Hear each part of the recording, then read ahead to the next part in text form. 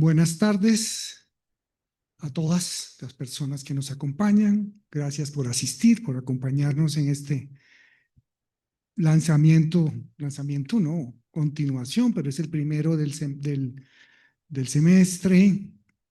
Llevamos ya como 5 años en estas, de los límites del humano. Entonces empezamos este semestre con esta charla. Eh, ya se las presento y ya les presento a Juan Guillermo, pero 6 años y medio entre los límites del humano. Bien, entonces empezamos un semestre más con esta charla de Juan Guillermo Londoño, pero quisiera anunciarles la que hay próximamente, ya que ustedes anoten en su agenda y lo tengan en cuenta.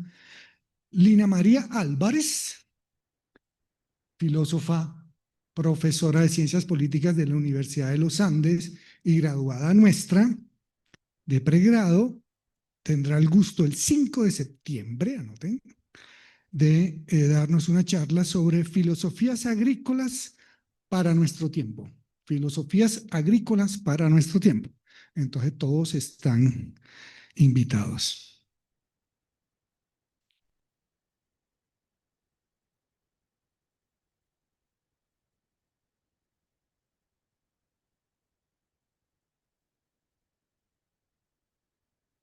Juan Guillermo Londoño, a quien tenemos el gusto de tenerlos hoy. Agradecemos a Juan Guillermo por ofrecernos esta conferencia. Tiene por título su charla Abrirse a otras duraciones, emociones y planos de conciencia en Bersón. Juan Guillermo, ¿qué era? 2018, sí. Juan Guillermo es egresado nuestro del programa de filosofía en 2018. Una tesis sobre Spinoza que yo dirigí. Bueno, Juan, Juan Guillermo, pero no es porque Juan Guillermo Londoño es estudiante ahora de doctorado del programa de Semiótica y Filosofía de la Comunicación de la Universidad de Carolina de Praga. El propósito de su tesis del doctorado es desarrollar una metafísica de la creatividad a partir de las filosofías de Alfred North Whitehead y Henri Bergson.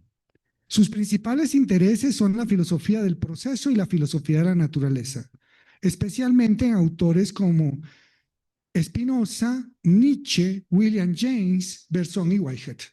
Faltó el es, seguramente les servirá. Que busca integrar en los estudios animales en la intersección entre ecología, filosofía y biología. Bueno, Juan Guillermo, tienes la palabra. Muchas gracias, Gustavo, y muchas gracias por la invitación, por ofrecerme este espacio. Me alegra mucho estar acá, estar en la Javeriana hablando sobre Bergson. Entonces voy a empezar. Voy a leer un texto y lo voy a ir comentando en algunas partes. Ahí me escuchan bien, ¿sí?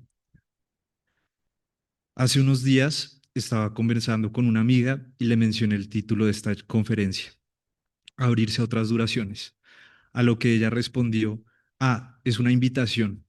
Me pareció adecuada la palabra para describir el propósito de esta conferencia. Sí, se trata de una invitación a abrirse a otras duraciones. Y la palabra quedó resonando en mí hasta el punto en que me llevó a pensar que así es como leo la filosofía de Bergson en su conjunto, como una invitación a seguir los movimientos que componen el mundo, a simpatizar con duraciones más rápidas o más lentas, a atender a la vida. Para Bergson, la realidad es movilidad pura. Lo que hay es movimiento, cambio, duración. Pero nuestros sentidos, nuestras necesidades biológicas y sociales congelan estos movimientos, toman vistas instantáneas y la realidad, entonces, se presenta como si estuviera compuesta por cosas, no por procesos, por objetos estables que, incluso si percibimos en ellos propiedades que cambian, suponemos una sustancia que subyace a la base de estos estados cambiantes. En otros términos, por cuestiones de utilidad y con vista a la acción, el mundo aparece como lo hecho, como lo definido, lo fijo.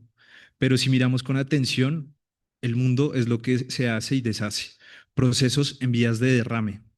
Lo que creemos que es quietud, en realidad es una estabilidad relativa. El reposo es un movimiento que se acompasa con otros movimientos. Bergson, de este modo, nos invita a invertir la dirección habitual de nuestro pensamiento, un pensamiento demasiado humano que toma la inmovilidad por lo más sustancial, a ir más allá de esta condición humana y seguir la movilidad en todas sus sinuosidades. Este no es un asunto meramente teórico y abstracto acerca de la naturaleza del tiempo y del movimiento, ya que seguir un movimiento significa emocionarse. Etimológicamente, la palabra emoción remite a lo que nos sacude y nos pone en movimiento. Seguir un movimiento significa emocionarse, como cuando nos unimos a una danza o nos cautiva un ritmo de un poema, de una canción, de una persona, de una conversación. Todo esto son sugestiones de lo real, que requieren un esfuerzo de nuestra atención por simpatizar e incorporarnos en un movimiento, en la movilidad que es la realidad misma. El propósito de esta conferencia es, pues, esbozar una metafísica de lo que significa emocionarse. Para esto, la conferencia se divide en tres momentos. Primero, ahondo en lo que es una emoción. Segundo, me detengo en lo que Bergson llama planos de conciencia. Y tercero, vinculo las emociones con los planos de conciencia a través de lo que denomino tonos emocionales. Entonces empiezo con el concepto de emoción. En su libro Potencias del Tiempo, David Lapouillat esboza una teoría bergsoniana de la emoción. Según esta, una emoción no es una afección entre otras, no es un tipo de multiplicidad cualitativa particular, sino que, en sus palabras, toda multiplicidad cualitativa es emoción. O también la emoción es colorante o musical en tanto cualifica el todo de una experiencia. Es decir, la emoción le entrega a cada experiencia su tonalidad propia, su matiz. O sea, aquí la Poyade está diciendo que las emociones no son simplemente unas afecciones entre otras dentro de la conciencia, sino que toda, digamos, toda afección de la conciencia es una emoción. La emoción es colorante o musical en tanto cualifica el todo de una experiencia, es decir, la emoción le entrega a cada experiencia su tonalidad propia, su matiz. De esta manera, la Puyat propone un vínculo estrecho entre la emoción y la noción central de la filosofía de Bergson, esto es, la duración. En su primera aparición en la obra de Bergson, la duración remite a la multiplicidad cualitativa propia de nuestros estados de conciencia. Es la sucesión de estados psíquicos que se funden unos con otros, en la que no hay una distinción tajante entre un antes y un después, sino la interpenetración de cada estado que sucede con todos los que le anteceden. Una organización rítmica que está pautada por un matiz o una tonalidad propia. La emoción sería, en suma, ese matiz afectivo que permea cada momento de nuestra experiencia, la atmósfera que inunda el pasaje de nuestra vida psíquica.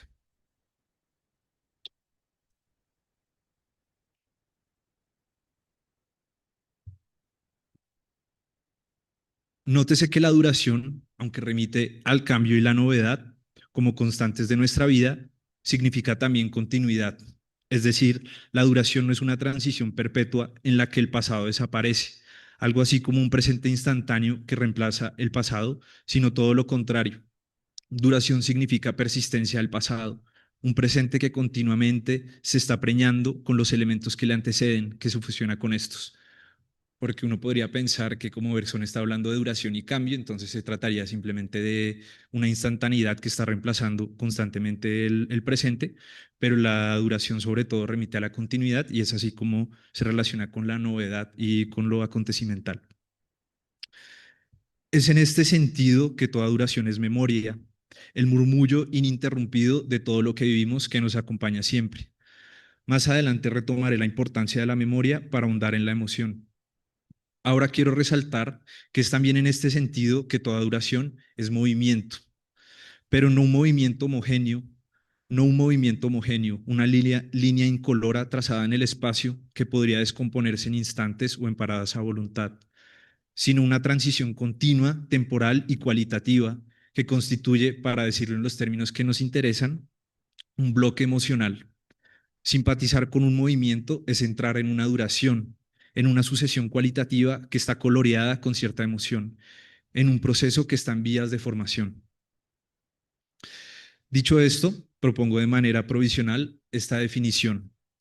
Una emoción es la atmósfera cualitativa de un movimiento, el matiz afectivo e indisociable del movimiento, incluso lo que constituye, como dirá Bergson, el interior del movimiento mismo, lo que lo crea y lo arrastra. Cuando Bergson habla de simpatizar con un movimiento, se refiere a sentir los estados de ánimo que constituyen ese movimiento, que lo crean y lo arrastran. Emocionarse, entonces, es entrar en un movimiento. Cuando nos emocionamos, nos seduce, nos llama un movimiento. Pensemos, por ejemplo, cuando llegamos a una fiesta. Si no nos atrapan de golpe la música, el baile, los ritmos de todo tipo que la atestan, estos ritmos nos pueden parecer al principio ajenos a nuestra vida interior, pero poco a poco, si nos cautivan, una emoción se va apoderando de nosotros. Un mayor número de elementos psíquicos se van tiñendo de esta emoción hasta que nuestra impresión del conjunto ha cambiado. Ahora hacemos parte del movimiento que se está haciendo. Nos emocionamos. Quisiera complementar lo anterior con una idea presente en el último libro de Bergson, Las dos fuentes de la moral y de la religión. Allí, en un pasaje en el que se discute la emoción propia de los místicos, la emoción creadora que está emparentada con el estado emocional del que surge el arte, Bergson distingue dos especies de emoción. La primera la denomina la emoción infraintelectual y se caracteriza por no ser más que una agitación consecutiva a una representación. Estas emociones superficiales están determinadas por objetos exteriores y solo generan una excitación en la superficie. De una naturaleza muy distinta son las emociones supraintelectuales. Estas preceden a las ideas y a las representaciones, aunque pueden desembocar en ideas, en arte o en experiencias místicas. Lo propio de estas emociones de orden superior es que se bastan a sí mismas, no remiten a un objeto. Son emociones que emergen cuando se remueven las profundidades del alma. Cito un pasaje de las dos fuentes. Una determinada música sublime expresa el amor, pero no el amor a una determinada persona. Otra música será otro amor. Habrá entonces dos atmósferas sentimentales distintas, dos perfumes distintos, y en los dos casos el amor será calificado por su esencia, no por su objeto. Hasta ahí la cita. Esta idea ya se anticipaba en la primera obra del filósofo francés en el ensayo sobre los datos inmediatos de la conciencia. Allí Bergson expone una distinción entre aquellas emociones, que llama sensaciones, que pasan a la superficie de la conciencia, sin estremecernos y sin colorear todo el conjunto de nuestra vida psíquica. Una distinción entre estas emociones y lo que denomina emociones profundas, los estados del alma que se bastan a sí mismos, como las alegrías y las tristezas profundas, o las emociones estéticas. Clave para lo que nos interesa discutir es que esta distinción puede relacionarse con otra distinción más importante presente en la misma obra, en el ensayo, y que esclarece lo que está en juego cuando nos emocionamos, a saber, la distinción entre el yo superficial y el yo profundo.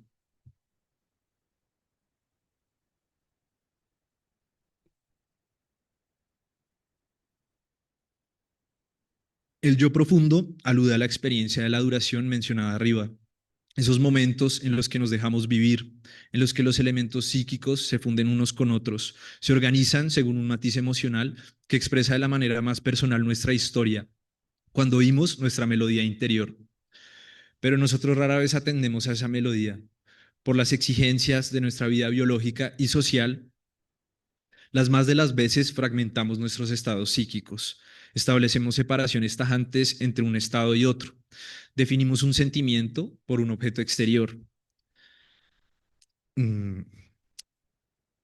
como si tuviera la misma fijeza y fuera capaz de repetirse, de solidificarse a la manera del objeto. En otras palabras, yuxtaponemos nuestros estados de conciencia, los espacializamos de la misma manera en que tratamos con objetos exteriores aparentemente estables, exteriores unos a otros. Sobre la superficie del yo profundo se va entonces formando una costra, una capa conformada por esas emociones insulsas que apenas revuelven la superficie, por hechos psicológicos claramente dibujados, separados unos de otros y en consecuencia fijados. Este yo parásito, como lo llama Bergson, predomina en nuestra vida cotidiana, y acá traigo una cita del ensayo. Por la mañana, cuando suena la hora en la que tengo costumbre de levantarme, podría recibir esta impresión con el alma entera. Podría permitirle que se fundiese en la masa confusa de las impresiones que me ocupan. Pero lo más a menudo, en lugar de conmover a mi conciencia entera como una piedra que cae en el agua de un estanque, se limita a remover una idea, por así decirlo, solidificada en la superficie. la idea de levantarme y entregarme a mis ocupaciones habituales. El acto sigue a la impresión sin que mi personalidad se interese por ella. Soy un autómata consciente. Veríamos que la mayoría de nuestras acciones cotidianas se realizan así. Fin de la cita.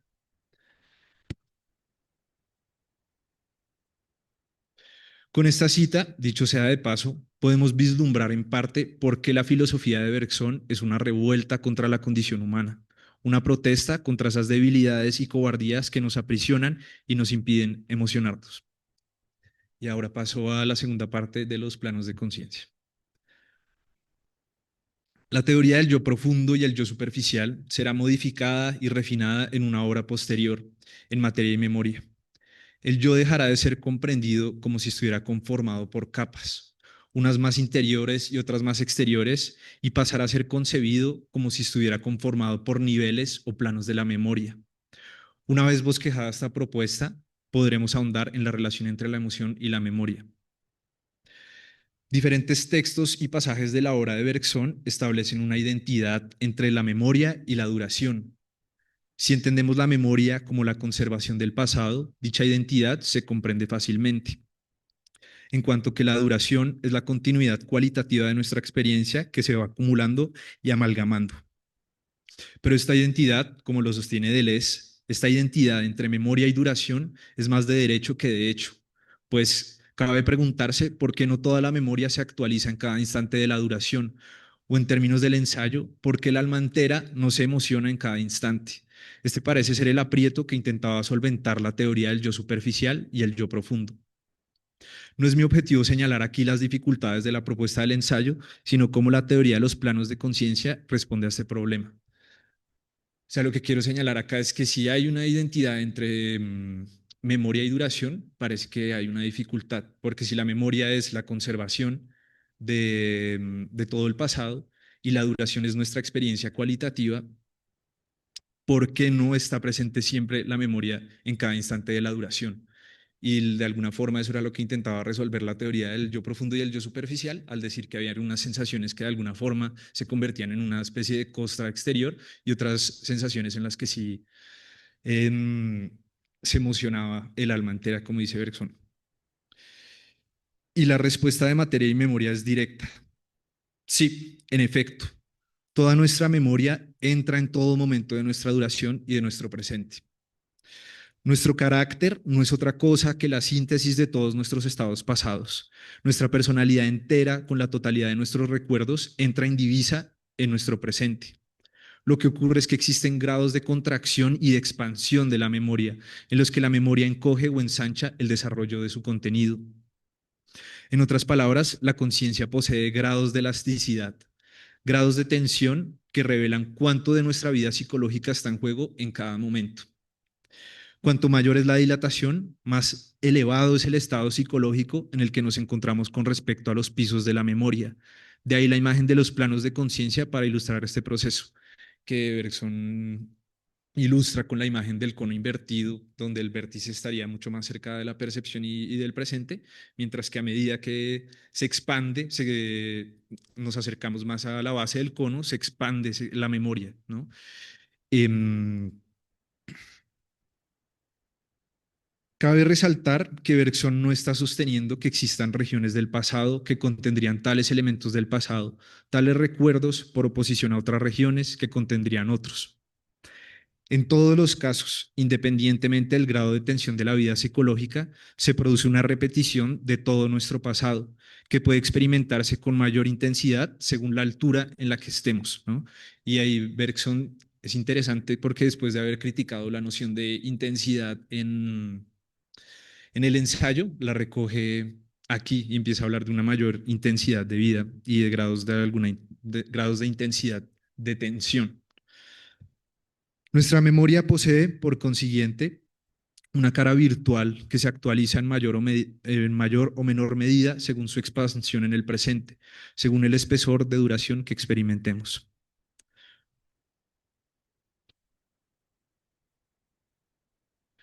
Una de las implicaciones de esta teoría, que también nos permite aclarar en qué consiste esto de los planos de conciencia, es que la actualización de recuerdos concretos, de imágenes que aparecen en la conciencia en un momento particular, de recuerdos e imágenes, como las llama Bergson, la actualización de estas imágenes no es fruto de un simple proceso mecánico, como lo sostendría una teoría asociacionista de la mente, en la que la percepción, por semejanza o contigüidad, chocaría con un recuerdo a la manera del encuentro entre dos átomos.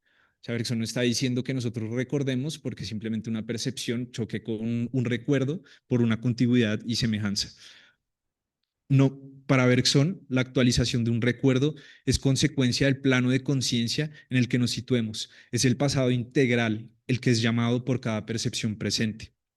Cito, todo pasa, todo pasa, pues, como si en esas miles y miles de reducciones posibles de nuestra vida pasada, nuestros recuerdos estuvieran repetidos en un número indefinido de veces. Ellos toman una forma más general o banal cuando la memoria más se estrecha, más personal cuando se dilata, y entran así en una multitud ilimitada de sistematizaciones diferentes.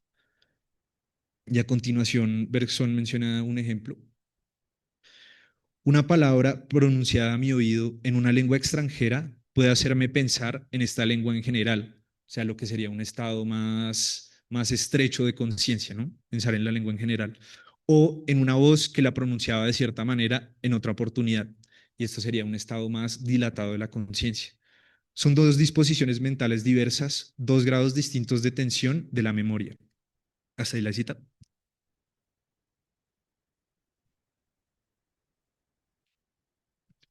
La evocación de un recuerdo consiste en atravesar los planos de conciencia, uno tras otro, en una determinada dirección.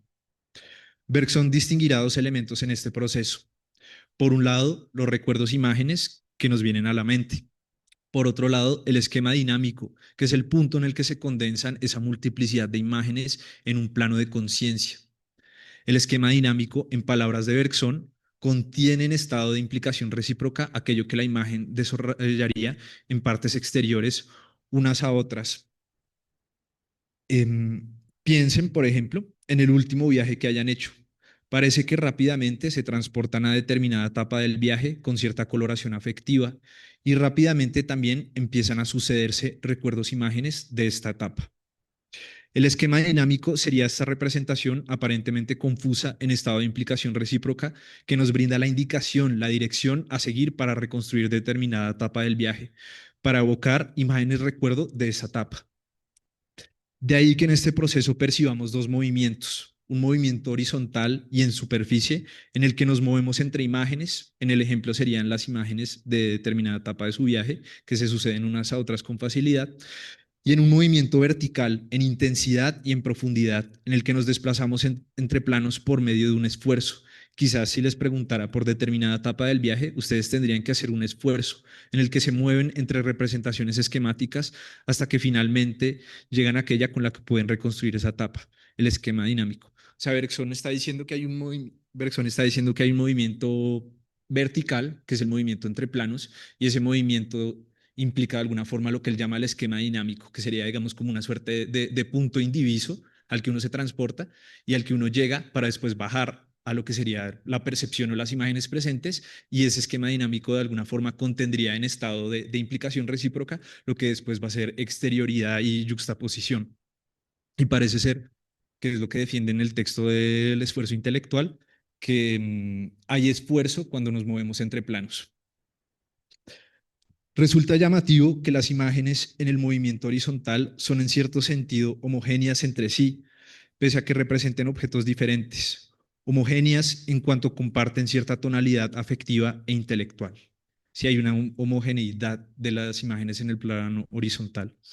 En cambio, cuando nos movemos entre planos, estamos frente a un objeto virtual que experimentamos en estados psíquicos heterogéneos hasta que finalmente descendemos y el objeto virtual desemboca en una multiplicidad de imágenes.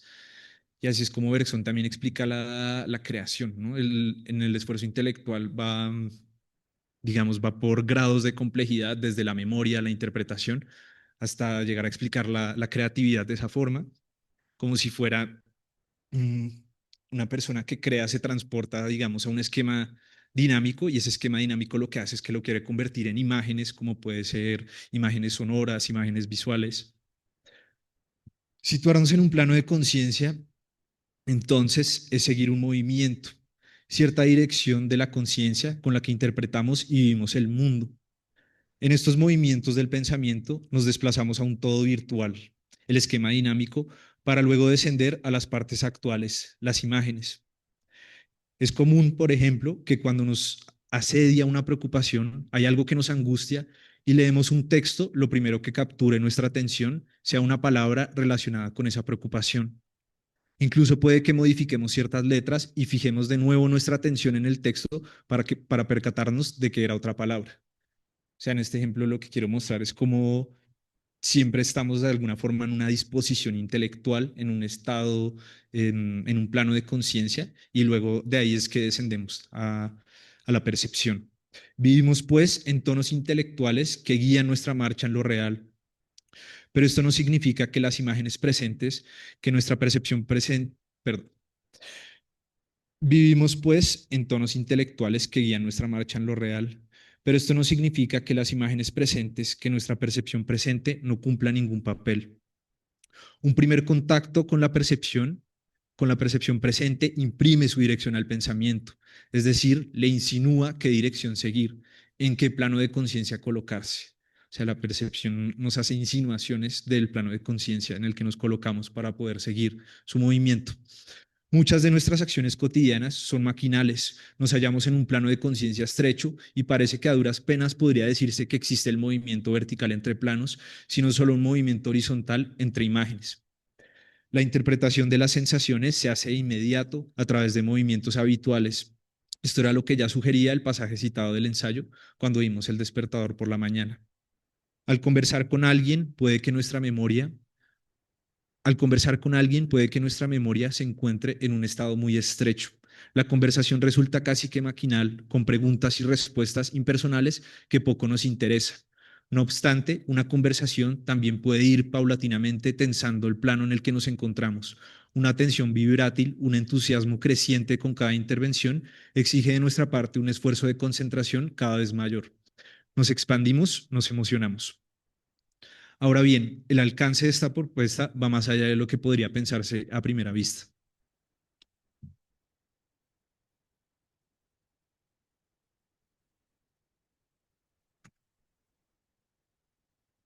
Lo que estamos discutiendo aparentemente se limita a un problema psicológico privado e individual, que es la impresión que uno tiene cuando uno lee el ensayo, ¿no? Que se trata solo de una cuestión de la mente, pero cuando uno lee materia y memoria parece que es algo más. Pero lo cierto es que esta propuesta posee un alcance metafísico. Nuestra experiencia de la duración en un momento concreto no es más que un plano entre tantos de la memoria, pero que está poblado por duraciones virtuales que coexisten con esta, por otros planos o tonos de la conciencia a los que podríamos acceder. Semejante virtualidad que nos acecha no es un asunto privado e individual. Creer que así lo es sería propio de una filosofía que encierra el mundo en objetos con límites fijos, rígidos y definidos, es decir, una realidad donde prevalece la yuxtaposición y la exterioridad.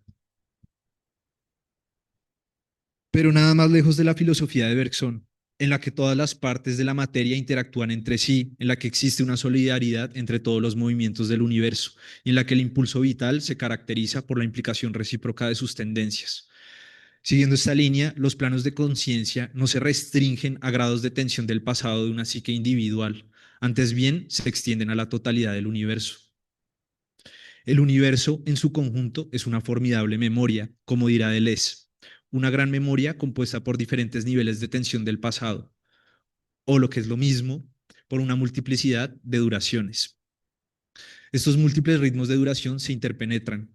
Presentimos siempre la existencia de duraciones inferiores y superiores a la nuestra, aunque no obstante, en cierto sentido, interiores a nosotros. Basta con recordar el ejemplo de la fiesta para percatarnos de que no vivimos encapsulados en un ritmo de duración, un único y privado ritmo, sino que siempre hay una interpenetración de ritmos que se fusionan y contagian entre sí. Asimismo, la virtualidad que coexiste con toda duración se hace patente siempre que sigamos un movimiento. Veremos cómo en ese movimiento se presienten innumerables duraciones, tendencias, direcciones nacientes, como otros tantos señuelos afectivos. Y ya paso a la última parte sobre los tonos emocionales.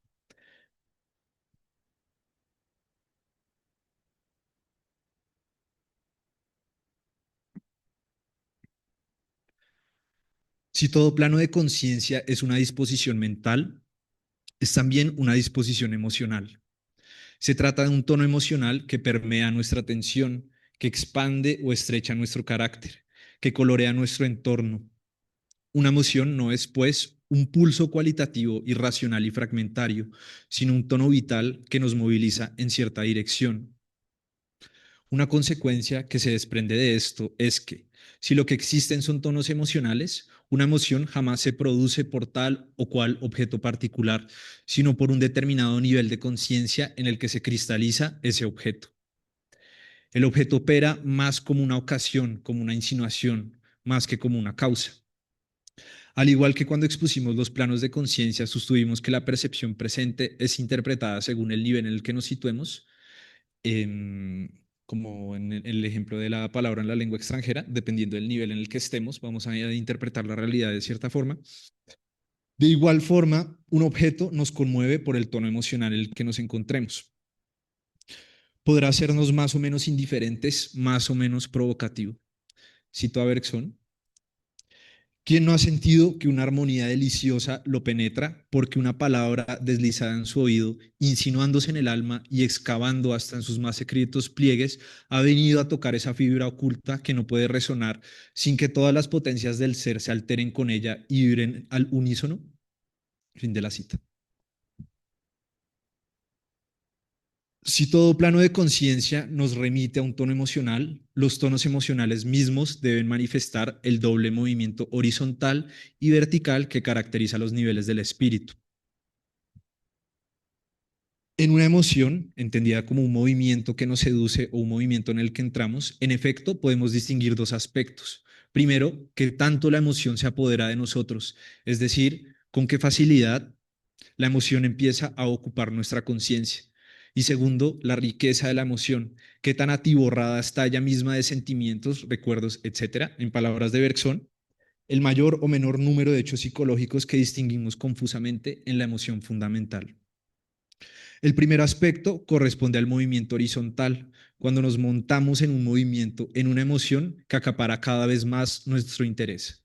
O sea, estoy acá mostrando cómo esa relación entre los movimientos verticales y los movimientos horizontales se puede pensar desde el concepto de emoción. El primer aspecto corresponde al movimiento horizontal, cuando nos montamos en un movimiento, en una emoción que acapara cada vez más nuestro interés. El segundo aspecto corresponde al movimiento vertical.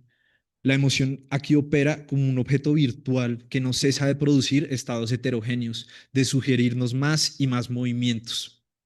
Podría parecer que esta distinción es engañosa y el movimiento en realidad es el mismo.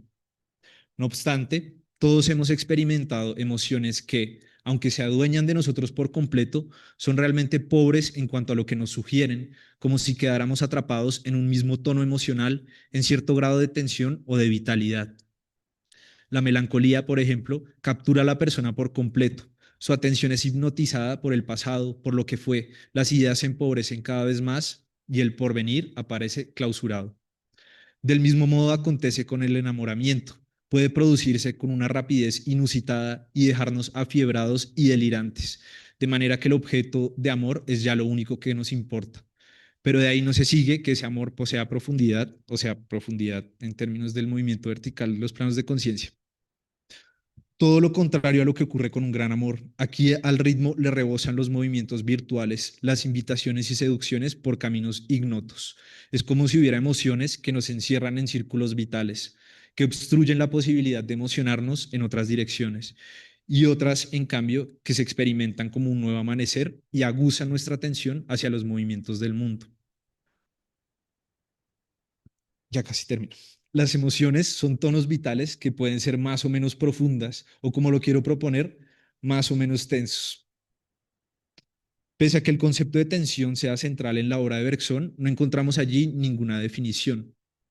Para esclarecer el movimiento vertical de las emociones, formulo esta definición de tensión. La tensión se refiere a una unidad de experiencia, o sea, una unidad de experiencia cuya riqueza varía en proporción a los elementos virtuales que la componen, que se contraen en dicha unidad. Y un paréntesis, los elementos virtuales, que es algo en lo que insiste Bergson, solo se vuelven varios a medida que se actualizan.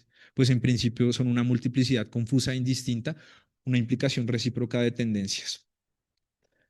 Parafraseando y adaptando un pasaje del ensayo a este contexto, una emoción tensa, según esta definición, no debe compararse con una nota de escala que se vuelve cada vez más sonora, sino con una sinfonía en la que se hacen oír un número creciente de instrumentos.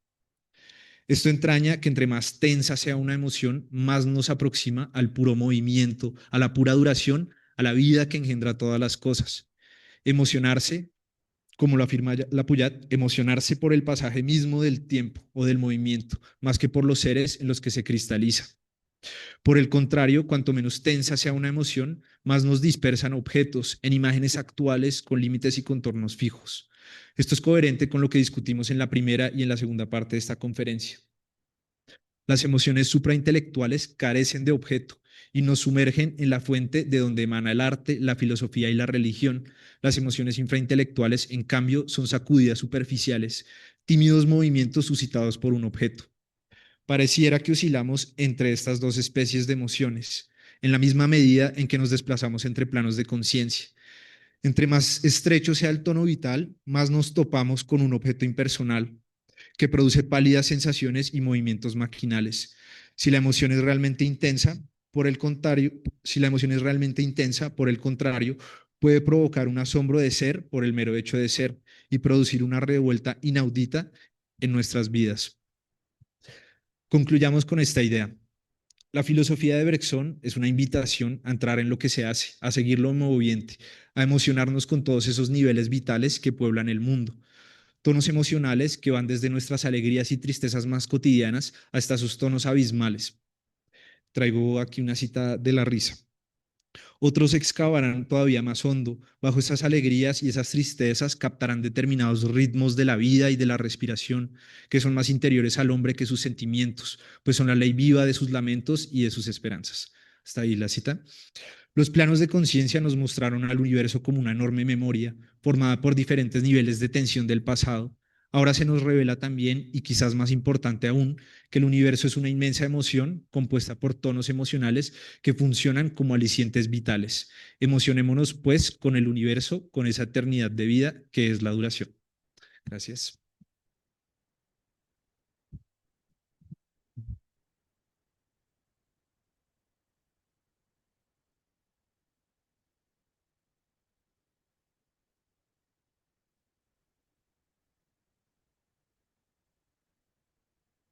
Muchas gracias a Juan Guillermo por bella, intensa, tensa conferencia con toda la simpatía por la duración. Dejen la palabra, preguntas.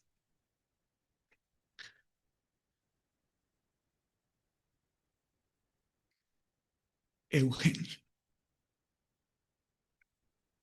Gracias, Juan Guillermo. Me fascinó su charla y le agradezco mucho por ella.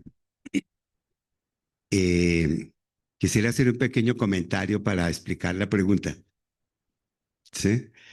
Eh, los planos de conciencia, los planos de en qué medida esa memoria está más o menos condensada, yendo de la más intensa arriba a la menos intensa abajo, cuando el sujeto se encuentra limitado por la percepción inmediata de una determinada imagen.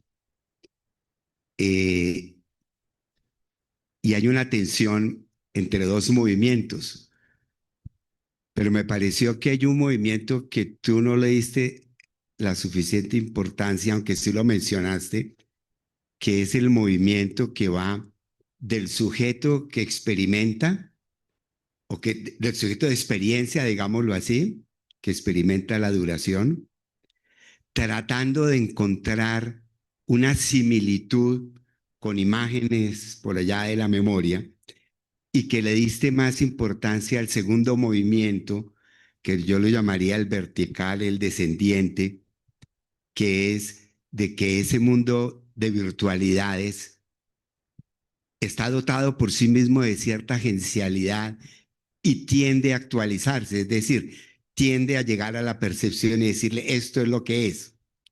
A mí me parece que ahí es donde está la tensión justamente, pero para entender la tensión no podemos, que me dio la impresión, subestimar el primer movimiento en el que por una cuestión, digamos, como analógica, por semejanza, el sujeto trata de comparar lo que ve con las imágenes de la memoria, ¿sí? Que ese movimiento ascendente también es importante porque si no, no habría tensión.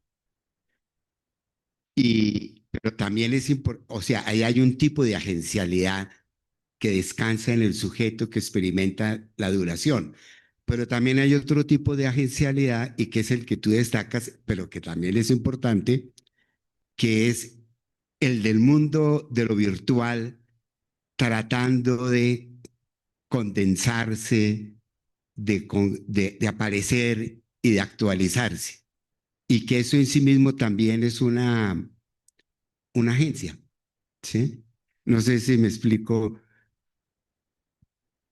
O sea que también habría que darle importancia al proceso de actualización, ¿sí?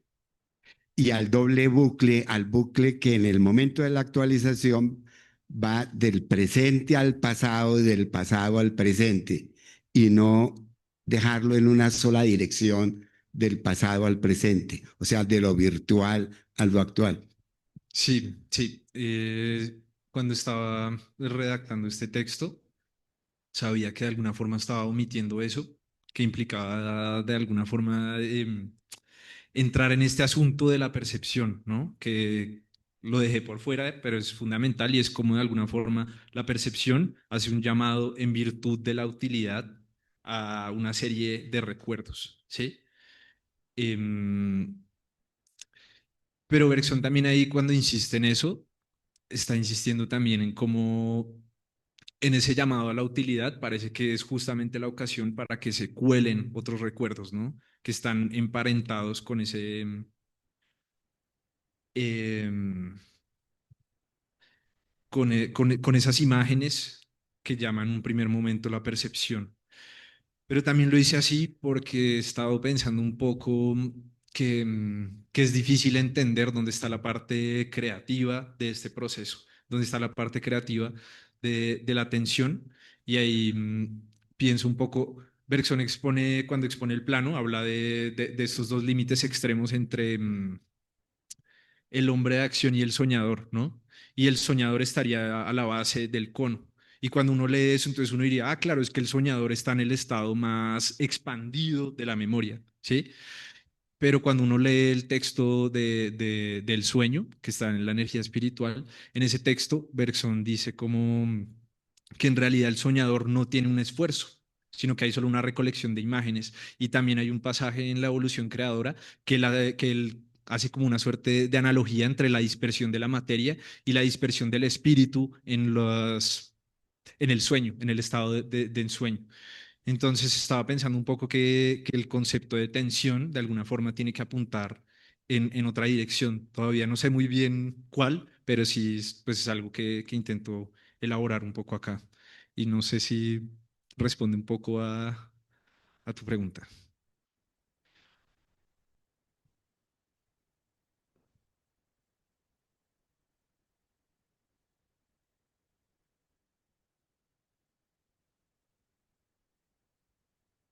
Ahora sí, sí. Muchísimas gracias, me gustó muchísimo la presentación. Tengo unas preguntas que son sobre todo aclarativas, pues porque yo nunca he leído a Bergson. Entonces, la primera pregunta que te quería hacer era referente a la noción de emociones. Sí me quedó más o menos claro como la idea general de que es algo muy, yo lo entendí algo muy a la Hume, como que hay una especie de continuidad y de constante cambio en la fenomenología y en el tipo de percepciones, y eso es en últimas lo que constituye la emoción. Pero no me quedó claro, y pues mi pregunta es precisamente si ese aspecto y ese cambio que constituye las emociones es algo estrictamente perceptual que solo se da en la fenomenología, o si también hay una dimensión cognitiva detrás. Esa es mi primera pregunta. ¿Cuál? ¿Cuál sería la diferencia para ti entre lo perceptual y lo cognitivo? O sea, Eh, con perceptual me refiero a algo como estrictamente fenomenológico, ¿sí? Algo que solo se da en la experiencia, pero que no tiene ningún proceso racional, por así decirlo, ¿sí? sí, creo que lo que intento mostrar un poco con este concepto de emociones es que las emociones siempre tienen de alguna forma un aspecto cognitivo. Por eso lo vinculo también con los planos de conciencia, que las emociones no son como pulsos cualitativos ahí fragmentarios, sino que las emociones, precisamente porque es entrar en un movimiento, tienen una dirección, ¿sí? Y si tiene, si se quiere decir de alguna forma este aspecto fenomenológico, pero también tiene, por supuesto, este aspecto, digamos, cognitivo que Bergson relacionaría con lo que es el espíritu, con lo que es la memoria. Gracias. Sí, era mi primera pregunta y tenía otras dos también que son aclarativas porque son de dos nociones que no me quedaron claras. Es en qué consiste la distinción entre vertical y horizontal y también otra cosa que mencionaste antes que era de estrecho y dilatado cuando estabas hablando de la memoria. ¿Del qué? Estrecho y dilatado. Ya. Em, o sea, Bergson parece que propone esta comprensión de la memoria en un principio. Se puede entender cuando está discutiendo con la teoría asociacionista de la mente.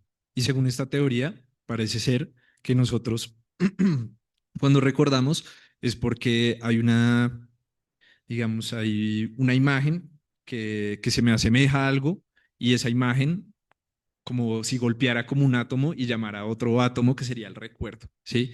Y entonces nuestra vida psicológica estaría de alguna forma dispersa, fragmentada en objetos que de alguna forma serían los recuerdos como entidades autónomas. Pero Bergson lo que quiere sostener es como si nuestra memoria toda estuviera como en un estado intensivo de implicación recíproca y lo que pasa es que se va actualizando, se va convirtiendo en imagen. Entonces, en ese estado intensivo, de alguna forma está ese proceso vertical en el que se va moviendo para actualizarse en una imagen. El movimiento vertical sería este y el movimiento horizontal es cuando se empieza a convertir en imágenes. Y Bergson, como les decía, también utiliza esa comprensión para hablar de la creación. Él dice, cuando una persona va a crear algo, sea desde el arte, la filosofía, lo que sea, parece que parte como un esquema dinámico, que sería este estado de implicación recíproca de una idea, y ese esquema dinámico lo quiere convertir en imagen, ¿no? Lo quiere convertir en música, en pintura, en filosofía.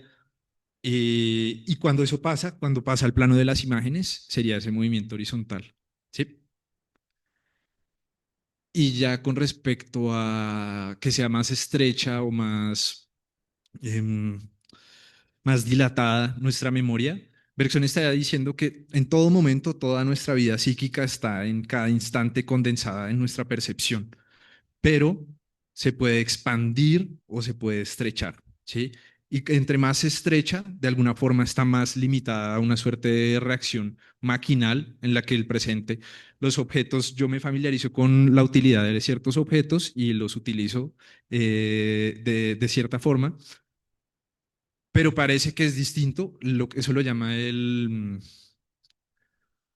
como una atención maquinal, pero es distinto cuando uno habla de una atención voluntaria, cuando de alguna forma uno intenta prestar atención a lo que está ocurriendo y se va dilatando nuestra memoria, ¿no? Ponía el ejemplo de una conversación, que hay una diferencia entre una conversación que ocurre sin que nos conmovamos, que es muy impersonal, y una conversación en la que nos concentramos, donde parece que cada vez es más tensa, más se dilata nuestra personalidad.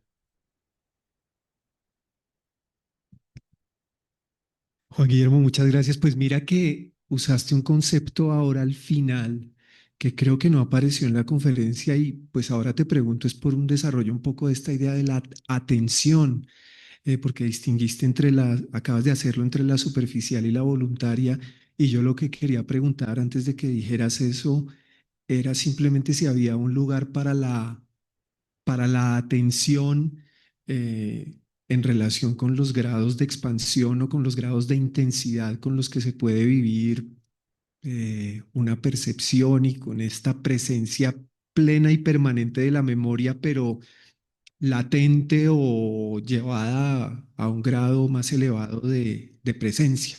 Entonces, es por el punto de la atención y no sé también si podría hablarse de la intención de atender, del deseo de atender, de la fuerza de la fuerza del deseo en últimas. Sí, el concepto de atención es bien importante para Bergson y un poco lo que a él le interesa tanto de la atención es el hecho de que como un mismo objeto que está presente frente a un mismo órgano, o sea, frente, puede ser la visión, como un mismo objeto que está frente a un mismo órgano, nos muestra cada vez más partes de sí mismo, ¿sí? Como si eso fuera de alguna manera un incremento de lo que se nos revela, pero lo que quiere sostener en esa teoría de la atención es que la atención no es simplemente un incremento, digamos, un incremento en intensidad, sino que es una expansión. Es como si, por eso lo de los planos de conciencia son tan importantes, porque habla también de sistematizaciones diferentes de la memoria, como si uno entrara en otro nivel, y él utiliza ahí en materia y memoria esta imagen del circuito, donde de alguna forma no solo se expande la memoria, sino que se expande también lo que la materia, ¿sí? Como a medida que entro en capas más profundas de la memoria, entro también en capas más profundas de la materia.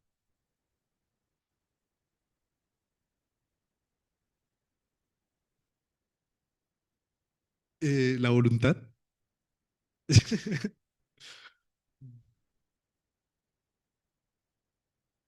Sí, creo que que la voluntad también es otro concepto importante en Bergson y se ve sobre todo en esta cuestión del esfuerzo, que es central en toda la filosofía de Bergson. Y parece ser que cuando él habla de los planos de conciencia, muestra que lo que está en juego es justamente eso, ¿no?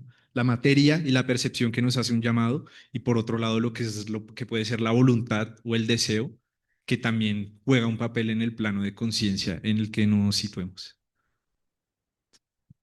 Gracias, querido Juan Guillermo, por esto que tendré que rever porque quedará en YouTube. Mencionaste que la religión es un ejemplo de una emoción supraintelectual y quisiera preguntarte simplemente si Bergson, por un lado, o en literatura posterior a Bergson, has visto desarrollado este punto. ¿Qué es religión o qué es experiencia religiosa? Diría yo más bien para precisar. ¿Qué es Dios o la divinidad en este planteamiento? ¿Y a qué otras? Creo que mencionaste tres ejemplos, pero anoté el de la religión. Nosotros dos no me acuerdo que mencionaste. La experiencia estética y creativa. Bueno, en fin, entonces también qué analogías puedes, y si en Bersón lo hace en algún momento, entre la experiencia religiosa como emoción supraintelectual y lo que implica eso en este plano de conciencia más amplio con con otro tipo de experiencias. Gracias. Bueno, creo que ahí tendríamos que pensar sobre todo en las dos fuentes de la religión y de la moral. Y Bergson ahí hace una distinción importante entre dos formas de ser de la religión. Por un lado, lo que él llama la religión cerrada, que parece ser en principio como nace la religión. O sea, Bergson dice que la inteligencia en el ser humano tiene un poder, como una suerte de poder depresivo que nos distancia de los otros y tiene que haber entonces una función fabuladora que es la que hace que nos una a los otros, que de alguna forma funciona como una especie de instinto. Y en ese sentido, la religión cerrada tiene esta función como de cohesión social, de mantener un grupo de lo gregario, pero Bergson dice que parece ser que surge en un momento de la humanidad otro tipo de religión, que sería en el momento en el que de alguna manera el impulso vital se hace consciente de sí mismo. Y en ese momento ya no estamos ante una religión cerrada, sino una religión abierta.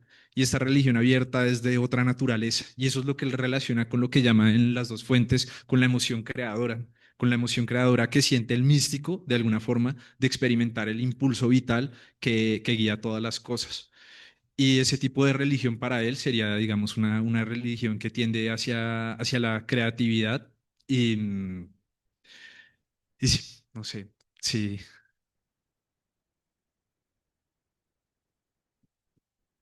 Yo, a ver cómo la... Recientemente hay muchas publicaciones que de alguna manera, tengo la impresión, algunas se citan, algunas no, vuelven a Bergson. Algunos trabajos en filosofía, que quieranlo o no, vuelven a Bergson. En algunos momentos explícito, otros no. Laura Tripaldi tiene un libro que se llama Mentes Paralelas. Ella tiene un doctorado en nanotecnología. Y este libro, que es de filosofía, pero que tiene todo el bagaje de su ingeniera en nanotecnología y de pensar la nanotecnología, tiene la idea, mentes paralelas, que en una concepción, una nueva concepción de la materia, implica que la materia, por ejemplo, tiene memoria. En sentido bergsoniano incluso, no que tenga cerebro, conciencia, nada de esas cosas. No está hablando de neuronas, no está hablando de conciencia, no está hablando de nada de esto. La materia tiene memoria porque la materia contrae ciertos efectos.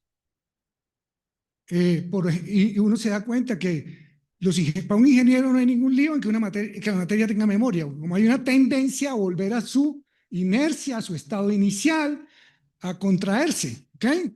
Si eso no pasara, no habría materia, sino que todo se disolvería. Entonces, hay como cristalizaciones de la materia que equivaldría a estas contracciones en el sentido casi como que contuviera en sí los momentos anteriores. Sí, como especie de síntesis, cristalizaciones, y eso es muy bersoniano. Ok, obviamente, si lo decimos, es una nanotecnóloga, de cierta materia, lo decimos también de los seres vivos con más razón. Y finalmente del ser humano. ¿Listo? Creo que esto está muy largo. Ok, pero la idea mía es que si ya pasamos por todo este rollo de que no podíamos salir de nuestra propia conciencia y la fenomenología se volvió tenía un primado muy fuerte en filosofía porque no podíamos pensar la cosa en sí y todo ese tipo de rollos, a través de la ciencia y la tecnología podemos salir de la conciencia, ¿ok?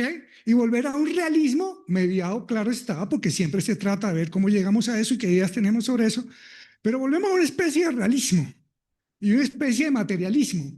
Pero al hacer esto, coincidimos con no, Bergson no es un materialista, por supuesto, aunque él haga de él un materialista, pero de todas maneras, el hecho de que tú vuelvas a decir que desde el primer libro del ensayo a materia y memoria y a evolución creadora, hay un giro y es como que si Bergson saliera de la conciencia, de los planos de conciencia, y se diera cuenta que estos planos, ¿cierto? También son planos del ser, de la duración, de la memoria pura, dice él. ¿Listo?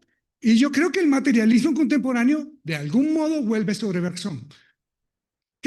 Ahora en el organismo, perdón que aquí hay un biólogo, cada sistema nuestro, los músculos, son ritmos. Los huesos, la sangre, son un conjunto de ritmos y nuestro cuerpo es un conjunto de ritmos. Incluso ritmos que tenemos para cuando nos despertamos, cuando nos dormimos. Somos un conjunto de ritmos dentro del universo de ritmos, digamos, dentro del mundo biológico y después del mundo biológico, dentro del mundo material, etcétera, etcétera. Por eso estoy totalmente de acuerdo contigo en que el universo es una sinfonía, bien todo esto que suena muy metafísico, pero tiene todo el sentido, incluso científico-técnico, ¿ok? Más allá de la fenomenología. ¿Lo entendimos? ¿Ok? Listo. Entonces, perdón que parezca dando clases, pero mi pregunta entonces es los límites del humano. Que entonces, lo humano, estamos en esto, los límites del humano, y me parece que es muy acorde a esto. Pero parece que, aunque un organismo vivo sea una especie de cristalización, condensación de memoria, de todas maneras, esa concentración, esa cristalización, esa expansión del tiempo de la dureza en la materia como cristalización, como expansión, etcétera, etcétera. De toda manera, el organismo vivo, estoy hablando de otros seres vivos, toda su vida está volcada a responder a la supervivencia, a la subsistencia, al interés. En cambio, hay algo pasa con el ser humano, que aunque haga parte de toda esta metafísica de la sinfonía universal, de una serie de virtualizaciones, actualizaciones, concentraciones, etcétera, hay un momento en que solo el ser humano es capaz de guardar cierta distancia frente al interés y a la pulsión, ¿cierto? Y elevarse a la metafísica. Es como decir, hay un momento en que la memoria, al hacerse humana, la memoria metafísica, el universo piensa en el hombre y no el hombre en el universo. ¿Lo entendimos? ¿Esto es correcto? Es como una especie de mística de la filosofía. Dada la facultad que tiene el ser humano de no estar volcado al interés por reproducirse, por alimentarse, etcétera, etcétera, ¿cierto? ¿Ok? Puede guardar cierta distancia, cierta medida y dejar que el universo piense en él.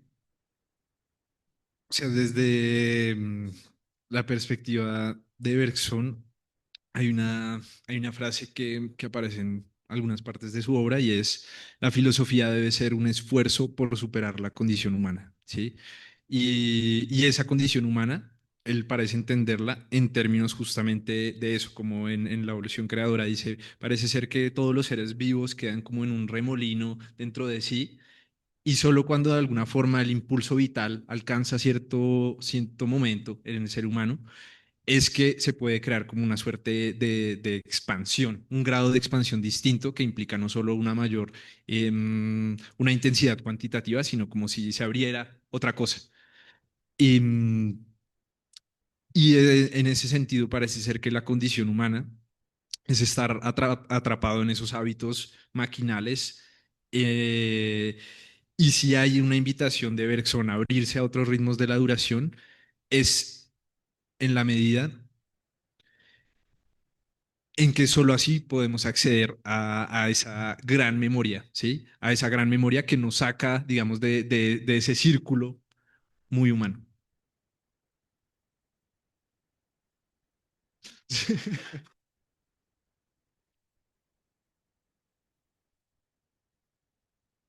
Hola, muchas gracias por tu presentación.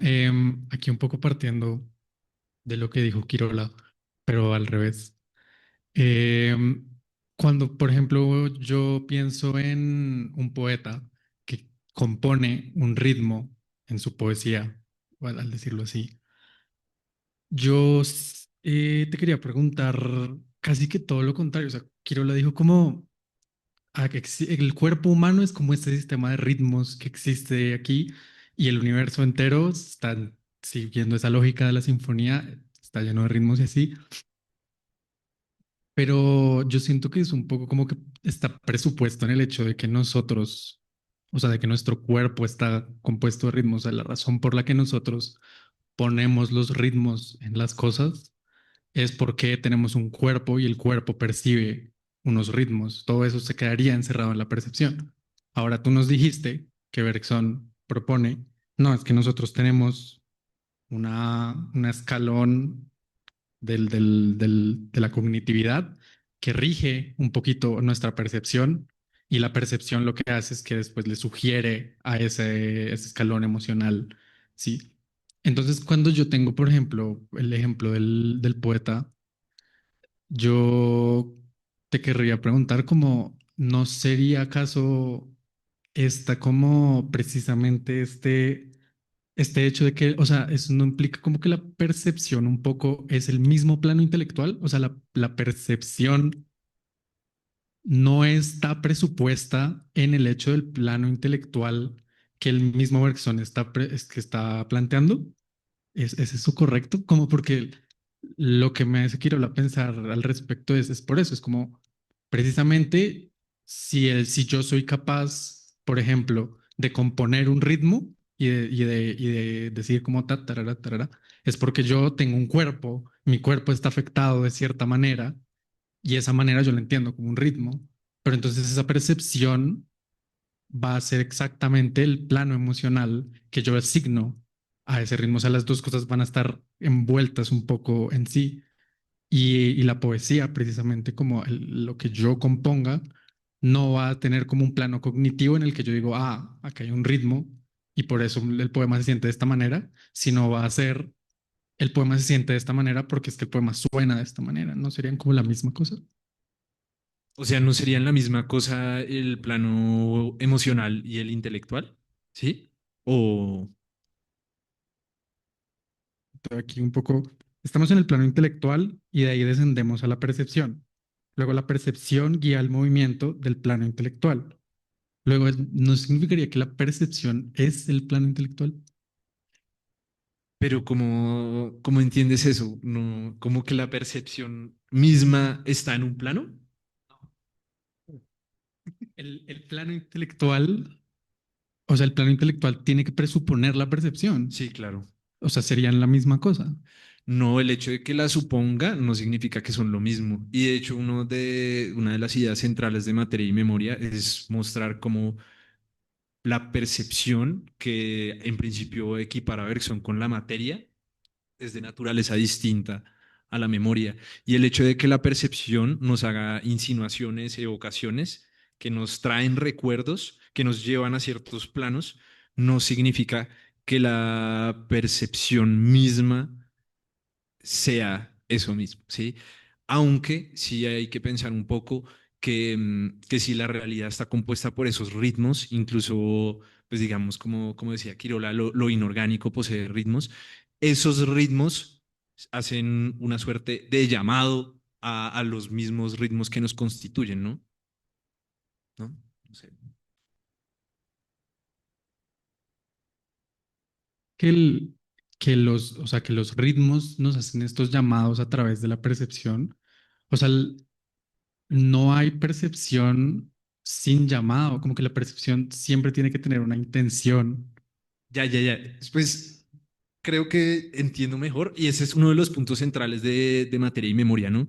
Por eso él tiene que partir de la hipótesis de la percepción pura, porque Bergson tampoco quiere hacer, que me da un poco que no puede caer en esta idea, Bergson no quiere hacer que la realidad sea como simplemente una alucinación del sujeto, una memoria del sujeto, sino que siempre hay un plano, una base que es como la capa que nos llama, que constituye como lo que sería la materia.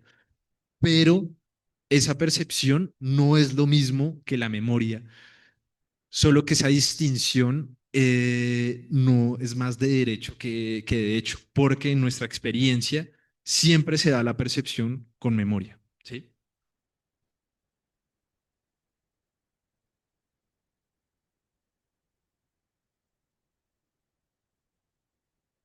Gracias. Bueno, primero, muchas gracias por la conferencia. Aprecio además como el lenguaje poético en el que se trata como de nombrar como la excepcionalidad y del momento presente y pues que además es como una invitación a eso. Y con esta discusión que estaban hablando ahorita y esbozando entre Quirola y usted. Pensaba en, bueno, justamente como en la evolución creadora habla Bergson de que la humanidad es la posibilidad de salirse de ese círculo de la materia sobre sí misma. Y entonces como que justo mencionaron la atención, como que hacia yo también iba a mi pregunta, porque la atención es como lo que abre la puerta a la excepcionalidad. Y yo pensaba en un estudio que vi recientemente que decía como desde la neuropsicología se dice que uno solo ve el mundo como por primera vez en los primeros 5 años y que todo lo que uno ve después, como neuropsicológicamente, o sea, como en términos de lo que pasa en el cerebro, es una reconfiguración de todo eso que uno ya aprendió y que es un mundo afectivo y que pues es como una respuesta emocional, pues psicoemocional a los entornos a los que uno estuvo expuesto en ese tiempo y que luego todo el mundo es como una reconfiguración de eso. Está como que creo que igual ahí más o menos ya estaba como esbozando la pregunta que yo tenía, que iba también dirigida como hacia la atención y hacia la intención de la atención, porque es como, parece que hay un diálogo entre el pasado, que es la atmósfera del presente, y el pasado, que es como una atmósfera intencional, que además como que dicta unas direcciones emocionales hacia lo que uno entiende y como que digiere de lo que vive y la posibilidad del otro lado de una atención voluntaria, abierta y como desprovista, pues no desprovista porque evidentemente no se puede como uno como salirse del pasado, pero pues sí que atienda y que permita como la entrada de la excepcionalidad y de esa duración como presente siempre nueva.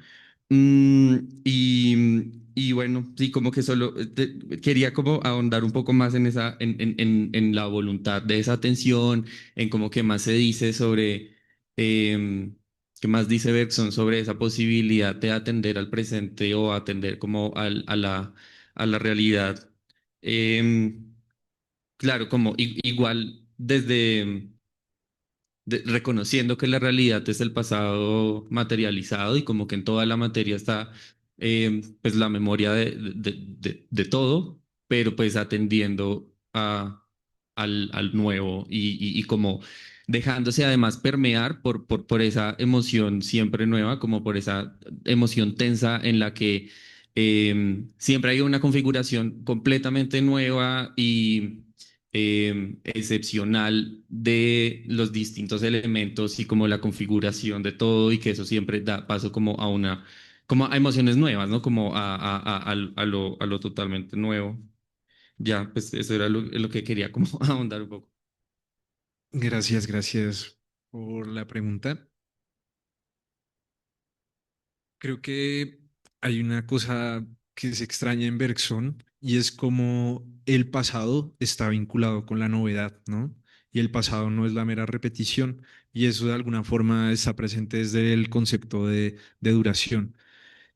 Y aplicado eso al concepto de atención, cuando uno lee materia y memoria hay una vaina muy extraña que siempre me asombraba cada vez que lo leía y era como cuando Bergson está explicando la atención, siempre remite a las capas de la memoria, ¿sí? Entonces uno dice como, pero entonces, ¿dónde está la novedad? Sí, parece ser que es algo relacionado con el pasado, pero creo que eso en parte se explica por algo que atraviesa toda la filosofía de Bergson, y es como el pasado no es lo muerto, lo yacido, la mera repetición, sino que de alguna forma en el pasado hay una potencia misma quizás de lo no sido, una potencia de la novedad, porque es extraño, y esto alguna gente se lo ha criticado a Bergson, cómo es que la idea de la continuidad de la duración, es al mismo tiempo lo que permite esa novedad, si parece ser que es simplemente el pasado. Entonces yo creo que eso implica que él piensa que el pasado no es solo ya lo muerto, sino que el pasado tiene una suerte de virtualidades, de potencias que nos permiten entrar en una novedad, en otro estado, ¿no? Que creo que también era un poco lo que quería mostrar con las emociones. Bueno, iba a decir otra cosa, pero el pasado está frente a nosotros. El pasado forma parte de nuestro futuro en la medida en que las posibilidades no sidas laten ahí. Creo que eso es lo que, eso recojo de lo que dices y me parece pues fantástico eso. Retomando la pregunta de Nick, que es el muchacho que ya está aquí. Retomando la pregunta de Nick, recuerdo que tú decías cuando entraste al tercer punto, los tonos emocionales, que el objeto era una ocasión de la emoción, que me parece que es una clave para la respuesta.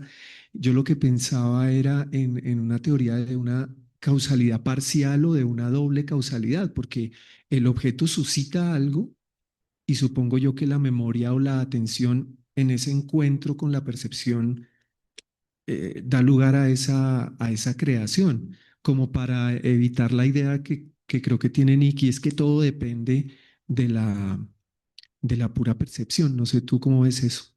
Yo lo entiendo así como para salir de la dificultad.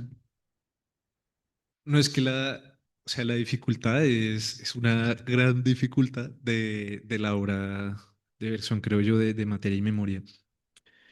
La distinción entre percepción y memoria. Pero pensando un poco en este concepto de causalidad, parece ser que Bergson creo que tiene una comprensión de que hay dos tendencias en lo real.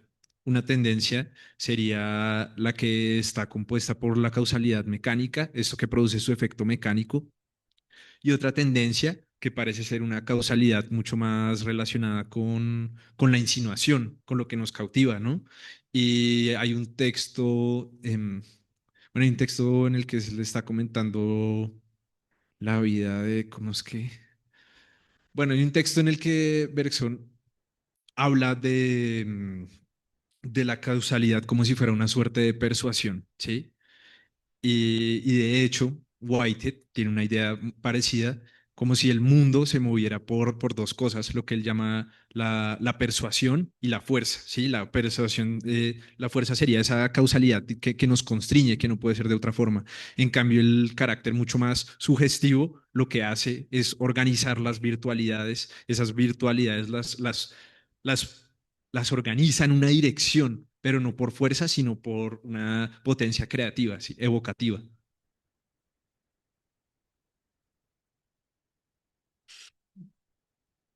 Nick. Yo quiero volver a hablar porque creo que no me hice entender, pero es mi culpa. Pues evidentemente. Em, es difícil de hablar de esto porque creo que, no sé si esto te dé contexto, te estoy hablando desde la fenomenología de la percepción de Merleau-Ponty, que ya es como fuera de Bergson, fuera de otra cosa completamente distinto. Pero la pregunta que tenía y que quería, lo que quería dirigir como al tema que a mí me preocupa, que era el de la poesía, era respecto a esto, como de, nos hablaste de dos planos, como hay unas imágenes sonoras, como en el esquema dinámico, en el esquema del movimiento, que luego se actualizan como en el nivel material, ¿sí?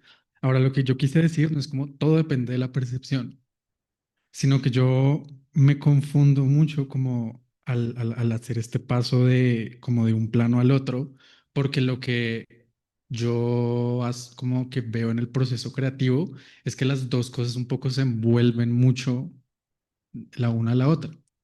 Entonces, por eso quería, como que ese era el objetivo de la pregunta y por eso quería hablar como del ritmo, porque es como, supongamos que entonces sí, hay como estas imágenes sonoras, que incluso en la poesía muchas veces es la imagen sonora antes que las palabras del poema la que permite la composición. ¿Sí? Entonces está este ritmo y luego el ritmo se va a actualizar en el otro plano, pero entonces la emoción, como abrirse a la emoción en ese sentido, siento que, o sea, que una cosa no existe sin la otra. Por eso te decía que un poco son la misma, porque la composición cognitiva, intelectual del poema es una percepción de un ritmo. Entonces, la actualización del poema, el llevar el poema a pasar de ese ritmo a palabra, es la percepción del poema. Eso es lo que yo, como que yo siento que es como la pregunta, ¿no? Y en ese sentido, como me interesa, como, porque nos hablas de estos tonos emocionales, que es como, o sea, me parece una idea genial. Precisamente cuando nos dijiste un movimiento que nos toma, un movimiento en el que nos montamos también, se siente como eso, se siente como que las dos cosas están envueltas. Cuando el poeta quiere escribir su poema, está así, envuelto en un movimiento que va hacia algo, pero al mismo tiempo está recogido en ese movimiento, su cuerpo, su percepción está recogida en ese movimiento. Entonces, por eso las dos cosas pareciese que fuesen la misma, pareciese como que se articularan de esa manera que es la misma. Yo creo que el asunto está en que la actualidad y la virtualidad no se pueden separar, ¿sí? Pero igual Bergson sí tiene una apuesta filosófica porque hay algo más allá de lo actual, ¿no? Porque no simplemente son imágenes lo real y choques mecánicos, sino que eso está, digamos, lo acecha una virtualidad. Y, y las dos cosas, una dependen una de la otra y en la experiencia de la creación eso está presente. Pero el son por lo que estaría apostando es como hay algo más, hay una suerte de virtualidad que es, digamos, evocativa y esa virtualidad hay que caracterizarla de alguna forma y él lo llama el esquema dinámico, que sería ese punto que contiene, ¿no? Como en el caso de la poesía, sería como el poeta como si volviera de alguna forma a un punto que es el que lo llama a crear esa vocación siempre va a suscitar imágenes en el proceso. Pero entonces él puede volver y modificar una y otra vez, cada vez más esas imágenes hasta que se ajusten a eso. Y Bergson estaría diciendo, lo que yo quiero señalar es que noten que en el proceso creativo sí hay un movimiento distinto que es el de volver a un plano, estar en un plano y el movimiento en el que ya eso se, digamos, se actualiza en imágenes. Una cosa, y quiero yo, perdón que me meta, y es que va, a ver, siento que la dificultad tuya sí tiene que ver con la noción de percepción de la fenomenología de la percepción de Merleau-Ponty. Tú quieres que percepción es pero creo que ya respondieron. Pero hay que ver que el Merleau-Ponty, después de la fenomenología de la percepción, escribe Lo visible y lo invisible, su última obra, en donde creo que antes, pero ya ahí aparece la noción de carne del mundo. Y la carne del mundo ya no es tan restringida a una fenomenología, si sea del cuerpo, a la noción de percepción, a la estructura de la percepción, sino que implica un pliegue. El mundo, la naturaleza, se pliega en el cuerpo y en todos sus pliegues y en la percepción y en todas sus capacidades, ¿cierto? El mundo se pliega en el cuerpo, el sujeto, si usted quiere, el sujeto es ese pliegue del mundo en el cuerpo, pero al mismo tiempo el cuerpo se abre al mundo. Sin explicarlo. Y eso es un ritmo, como diástole y sístole. ¿Ok? Y eso lo llama la carne del mundo. Bien, creo que eso va muy lejos, el Merleau-Ponty de lo visible y lo invisible, la noción de carne del mundo va mucho más lejos que la fenomenología de la percepción. Bien, si usted se encuentra en la fenomenología contemporánea, no deja de ser postfenomenología. Parta de Bergson, dije Merleau-Ponty, lo dije mal todo. Estos textos del último Merleau-Ponty ya creo que son postfenomenológicos. Ok, hasta el punto que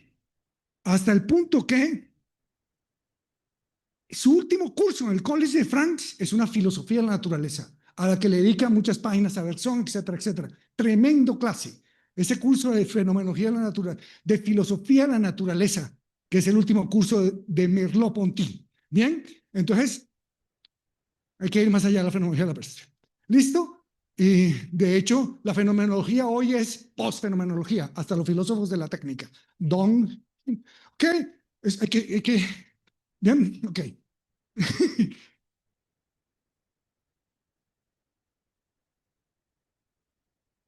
Bien. Y si uno es postfenomenológico, pues es nuevo materialismo, versonismo, etc. Y otra concepción de la filosofía de la naturaleza más cerca de William James, de Whitehead o de Bergson. Bien. Adiós, la fenomenología. Listo.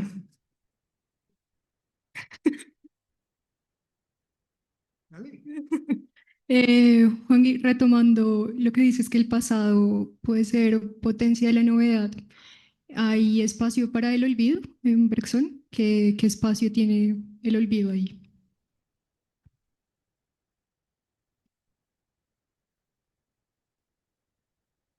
O sea, para Bergson, en principio no existe olvido. O sea, no, todo el pasado se conserva de manera integral.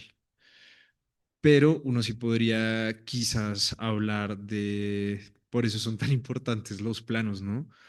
Porque si bien en cada plano se está jugando toda la totalidad del pasado, él habla también de algunos recuerdos que funcionan como unos puntos luminosos en un plano, ¿sí? Y de hecho, de ahí, eso lo mencioné de pasada, parece ser que así es como él explica la histeria y la represión en el psicoanálisis, como si hubiera momentos en los que no se puede acceder a esos puntos luminosos porque son recuerdos que están en un plano, podríamos decir como en un tono emocional, a los que no se puede llegar por el afecto en cuestión.